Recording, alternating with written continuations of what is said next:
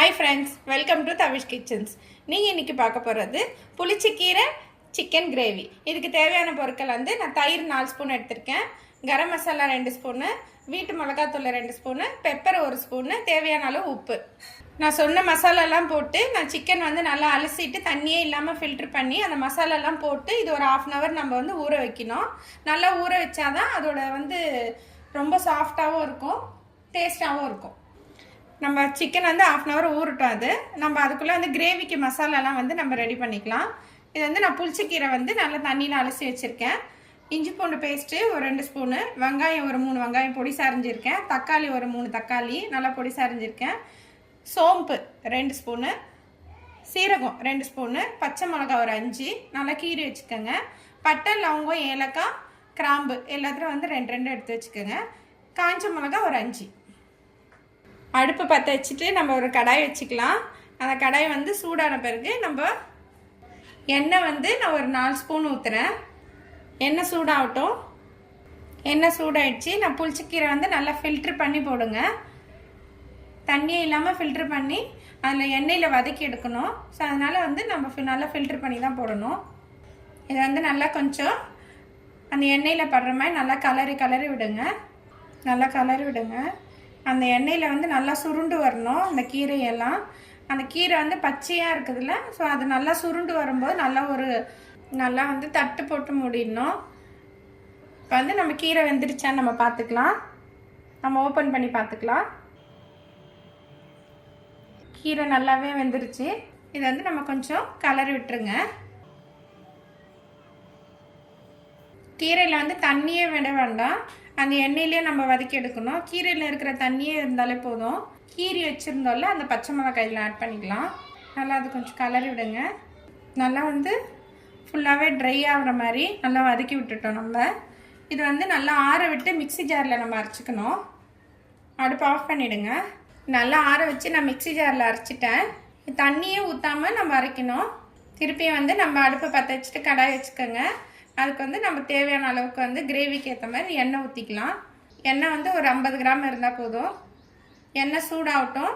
அதில் வந்து நம்ம பட்டை லவங்கம் ஏலக்காய் கிராம்பு அது போட்டுக்கோங்க. நல்லா கொஞ்சம் அது லைட்டாக பொரிய விட்டால் போதும். இதில் வந்து நம்ம வெங்காயம் அரிஞ்சு வச்சுருக்கோம்ல, அதை வந்து நம்ம இதில் போட்டுடலாம்.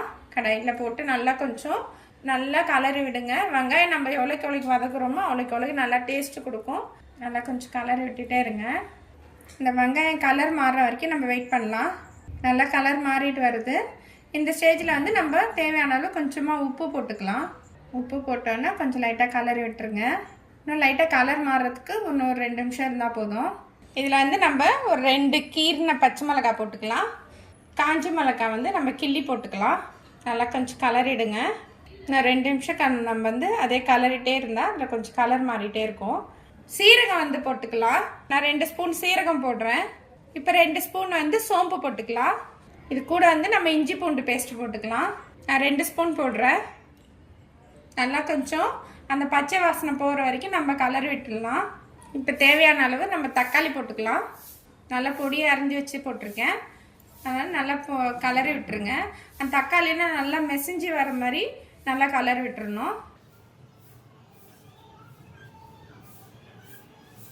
மசிஞ்சு வந்து நல்லா சுருண்டு வரணும். அப்போ தான் வந்து நல்லா கிரேவியோட அதோட டேஸ்ட் வந்து நல்லாயிருக்கும். இந்த ஸ்டேஜில் நல்லா கொஞ்சம் கலரிட்டு நல்லா இந்த ஸ்டேஜில் போதும். இது கூட வந்து நம்ம மஞ்சத்தூள் போட்டுக்கலாம், மிளகாத்தூள் போட்டுக்கலாம், கரம் மசாலா போட்டுக்கலாம், பெப்பர் போட்டுக்கலாம்.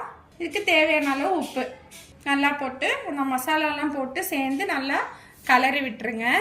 நல்லா கொஞ்சம் இந்த பொடி வாசனை போகிற வரைக்கும் நல்லா கொஞ்சம் கலரிடணும். நல்லா கொஞ்சம் அந்த எண்ணெய் பிரிஞ்சு வர வரைக்கும் நம்ம கலரிட்டே இருக்கலாம். அந்த மசாலா கூட சேர்ந்து வரும். இப்போ நம்ம வந்து ஒரு 1/2 hour நம்ம சிக்கன் ஊற வச்சோம்ல அந்த மசாலாவோட, அதை வந்து நம்ம இதில் போட்டுடலாம். போடும்போது அப்படியே ஒன்றுன்னா பிரித்து போடுற மாதிரி போடுங்க. மொத்தமாக தூக்கி போட்டுறக்கூடாது. இப்போ நம்ம அடியோடு சேர்த்து அந்த வெங்காயம் தக்காளியோட மிளகாத்தூள்லாம் போட்டு வச்சுருந்தோம்ல அதெல்லாம் போட்டு நல்லா 4 பக்கம் நல்லா கலரி விடணும். 4 பக்கமாக நல்லா அந்த மசாலாவும் நம்ம ஊற வச்சது சிக்கனும் எல்லாம் சேர்ந்து நல்லா வந்து ஒன்றோட ஒன்று நல்லா ஒட்டி வர மாதிரி நல்லா கலரி விடணும். கூட வந்து நம்ம இப்போ கருவேப்பிலை அலசி போட்டுக்கலாம். நல்லா கொஞ்சம் அந்த கருவேப்பிலை ஃப்ளேவரும் அந்த தொக்கு மாதிரி இருந்தது, நல்லா அந்த எண்ணெய் பிரிஞ்சு வந்தது எல்லாம் வந்து எல்லாம் ஃபுல்லாக மிக்ஸ் பண்ணி வச்சா நல்ல ஒரு கமகமன்னு வாசனை ஒன்று வரும். அந்த வாசனைலேயே நம்ம சாப்பிட்றலாமான்ட்டு ஃபீல் பண்ணுவோம். நல்லா கொஞ்சம் அந்த ஸ்டேஜுக்கு வந்துடுச்சு. இப்போ வந்து நம்ம கொஞ்சமாக தண்ணி ஊற்றிக்கலாம். ஊற்றிட்டு நல்லா கொஞ்சம் கலரி விட்டுருங்க. நல்லா வந்து மசாலாலாம் நல்லா வந்து திரண்டு வந்திருக்கு, எண்ணெயும் பிரிஞ்சு வந்திருக்கு. இப்போ நம்ம அந்த புளிச்சக்கீரை அரைச்சோம்ல, அதை வந்து நம்ம ஊற்றிடலாம். அதுலேயே